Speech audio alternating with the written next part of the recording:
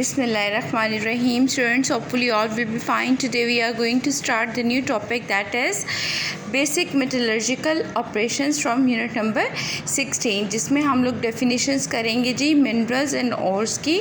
उससे पहले कुछ बात करते हैं history की.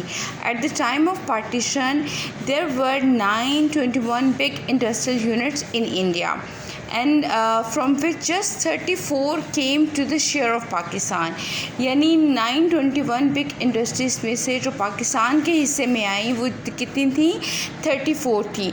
लेकिन बाद में क्या हुआ, पाकिस्तान के अंदर गवर्नमेंट ने made a lot of policy and encourage the private sector to establish the industrial units, and अल्हम्दुलिल्लाह उसके बाद फिर lots of steps and measures are taken to set up corporation to facilitate loans and technical know how for the rapid development of industries. तो बहुत सारी जो है वो फैसिलिटेट किया गया और आज अल्हम्दुलिल्लाह पाकिस्तान बहुत कुछ जो है वो ख़ुद प्रोड्यूस कर रहा है. Chemicals, fertilizer, cement, steel, heavy engineering and machinery and tools. इन सब को पढ़ने से पहले हम लोग कुछ चीज़ें जो हैं वो बेसिक डेफिनेशंस जो हैं इसके अंदर आज इसको कवर करेंगे, जिसमें सबसे पहला जो हमारी डेफिनेशन है that is about minerals.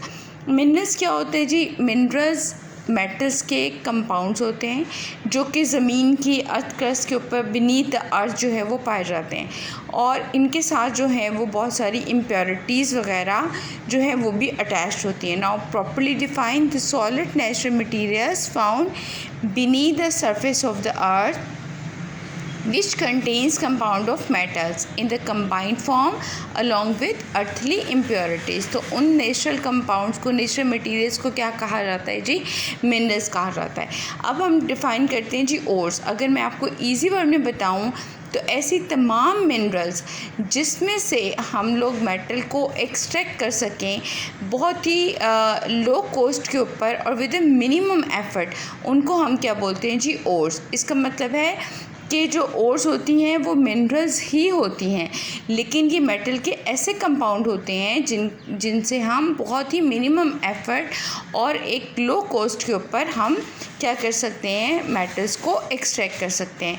Those minerals from which metals are extracted commercially at comparatively low cost with minimum effort are called ores of metals. For example, अगर हम बात कर लें ओर्स ऑफ कॉपर्स की, तो कॉपर ग्लास आप देख रहे हो ये एक कंपाउंड है कॉपर का और सल्फाइड का, और कॉपर पायराइट है जी, ये कॉपर, आयरन और सल्फ़र का कंपाउंड है. अब इन कंपाउंड को यूज़ करते हुए ओर्स हैं, हम लोग मेटल को जो है वो ईज़िली एक्सट्रैक्ट कर सकते हैं.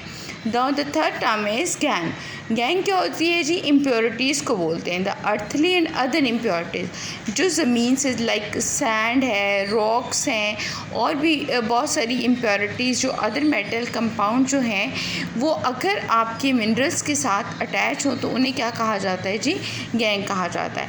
तो ये जो है वो कुछ टर्म्स नॉलेजेस थी, कुछ टर्म्स थी जिनको आपको जानना इंतहाई ज़रूरी था, और जब ये आपको समझ में आएंगी तो फिर हम आगे मज़ीद इसको कंटिन्यू करेंगे कि बेसिक हमारा मेटलर्जिकल ऑपरेशन क्या होता है. Thank you so much.